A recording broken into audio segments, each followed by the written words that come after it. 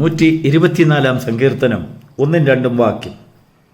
Israel പറയേണ്ടതെന്തെന്നാൽ, യഹോവ നമ്മുടെ പക്ഷത്തില്ലായിരുന്നുവെങ്കിൽ, മനുഷ്യർ നമ്മോട് എതിർത്തപ്പോൾ യഹോവ നമ്മുടെ പക്ഷത്തില്ലായിരുന്നുവെങ്കിൽ. Praise the Lord.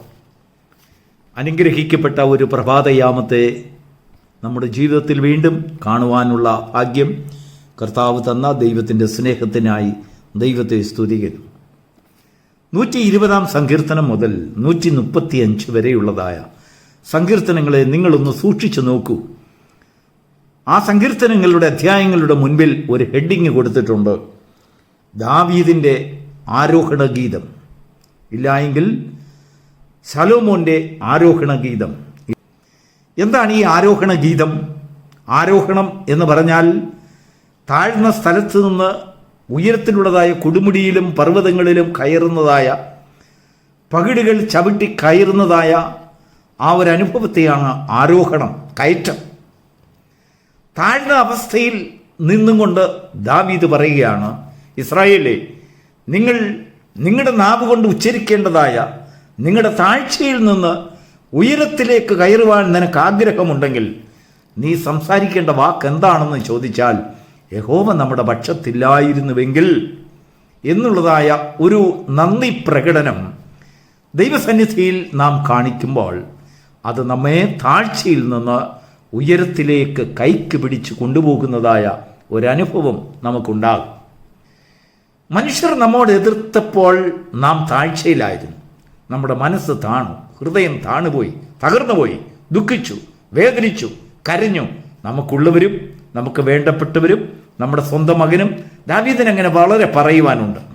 തന്നോടൊപ്പം ഭക്ഷിച്ചവരും താൻ സഹായിച്ചവരും തൻ്റെ സ്വന്തം മകനും കൂടെ തനിക്കെതിരായി നിന്ന് കണ്ടപ്പോൾ തന്നെ സംഹരിക്കുവാനും തന്നെയും തൻ്റെ കുടുംബത്തെയും തൻ്റെ ജീവിതത്തെയും ഒക്കെയും ഈ ഭൂമിയിൽ വെറുമൊരു ഓർമ്മയായി വയ്ക്കത്തക്ക രീതിയിൽ അവന് വിരോധമായി സംസാരിച്ചപ്പോൾ, നോക്കൂ, നമുക്കുണ്ടാകുന്നതായ ഏത് എതിർപ്പിൻ്റെയും ഏത് കലക്കത്തിൻ്റെയും ഏത് ഉപദ്രവത്തിൻ്റെയും പിന്നിൽ ഒരു മനുഷ്യകരം അവിടെ പ്രവർത്തിക്കുന്നുണ്ടായിരിക്കാം. പലപ്പോഴും നമുക്കെതിരായി വരുന്നതായ ഉപദ്രവങ്ങളെ നാം ശത്രു എന്നുള്ളതായ, അല്ലെങ്കിൽ ശത്രുവിൻ്റെ പോരാട്ടം എന്നൊരു ലേബൽ കൊടുത്ത് നമ്മൾ തന്നെ സായുജ്യമടയാറുണ്ട്. എന്നാൽ ദാവീദ് ഇവിടെ സംസാരിക്കുകയാണ്, മനുഷ്യർ നിന്നോട് എതിർത്തപ്പോൾ എന്ന് പറഞ്ഞാൽ, നിന്റെ സ്വന്തക്കാരും നിന്റെ കുഞ്ഞുങ്ങളും നിന്റെ സഹോദരങ്ങളും നിന്റെ സ്വന്തം വീട്ടുകാരും ഒക്കെയും നിനക്ക് വേണ്ടപ്പെട്ടവരും ഒക്കെ ആണെങ്കിലും നിന്നോട് എതിർക്കുന്നതായ ഭാവം അവരിൽ ഉണ്ടാകുമ്പോൾ അവർ മനുഷ്യരുടെ ഒരു കവചം അല്ലെങ്കിൽ ഒരു മുഖാവരണം അവർക്കുണ്ടാകുന്നു. അവർ സ്വന്തക്കാരെന്നുള്ള രീതിയിലല്ല നമ്മളോട് എതിർക്കുന്നത്, അവരുടെ സഹോദരൻ എന്നുള്ള രീതിയിലല്ല നമ്മോട് എതിർക്കുന്നത്, അവരുടെ പിതാവ് എന്നുള്ള രീതിയിലല്ല, മാതാവ് എന്നുള്ള രീതിയിലല്ല അവരെതിർക്കുന്നത്. അവരിൽ ഒരു ചിന്ത, ഒരു മനുഷ്യഭാവം, മനുഷ്യ സ്വഭാവം ഉണ്ടാകുന്നു. അത് മറ്റുള്ളവരെ എതിർക്കുക, താഴ്ത്തുക, മുടിക്കുക, കൊന്നുകളയുക എന്നുള്ളതാണ് മനുഷ്യന്റെ ആ വിചാരം. അത് മാനുഷികമാണ്.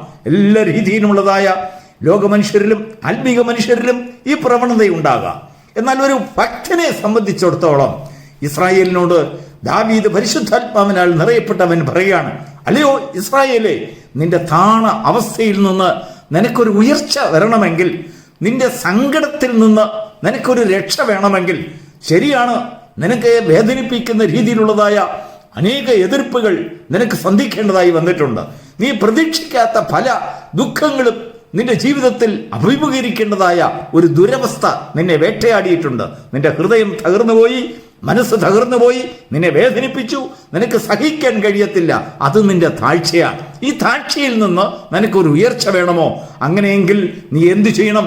ദൈവസന്നിധിയിൽ ചെന്ന് ദൈവത്തോട് പറയണം, മനുഷ്യർ എന്നോട് എതിർത്തപ്പോൾ, എന്നെ മുടിച്ചു കളയുവാൻ മനുഷ്യർ പരിശ്രമിച്ചപ്പോൾ, ഒരു വെള്ളച്ചാട്ടം പോലെ അവരെന്നോട് പോരാടിയപ്പോൾ, വേട്ടക്കാരുടെ കണിയിൽ നിന്ന് പക്ഷി എന്ന പോലെ ഞാൻ എൻ്റെ പ്രാണനെ രക്ഷപ്പെടുത്തുവാൻ എന്നെ സഹായിച്ചത് എൻ്റെ ദൈവം എൻ്റെ പക്ഷത്തുണ്ടായിരുന്നത് കൊണ്ടാണ്.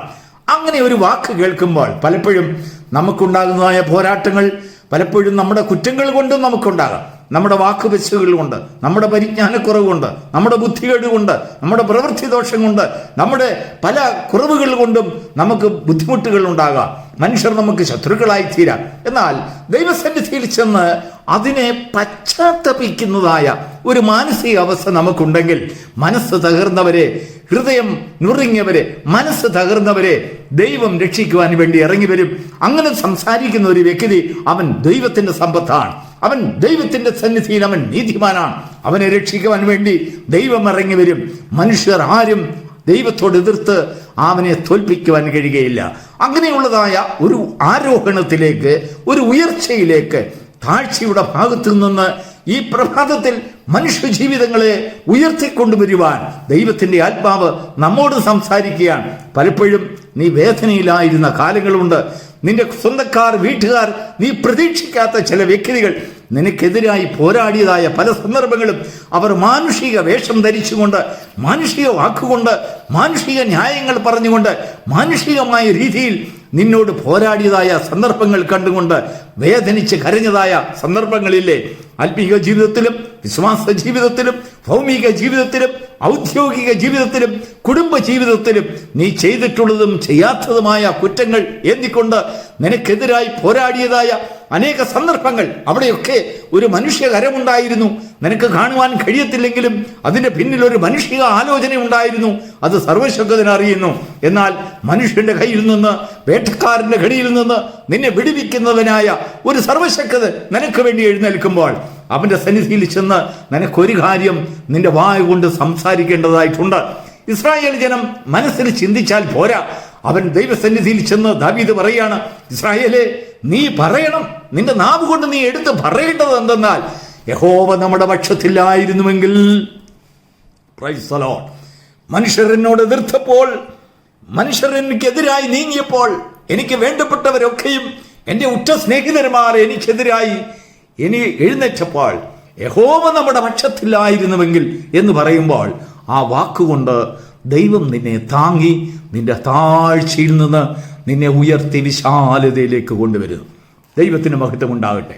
അനുഗ്രഹിക്കപ്പെട്ട സന്ദേശം പ്രിയപ്പെട്ട ദൈവത്തിന്റെ പൈതലേ, താഴ്ചയിൽ നിന്ന് നിന്നെ ഉയർത്തുന്നതായിരിക്കണം.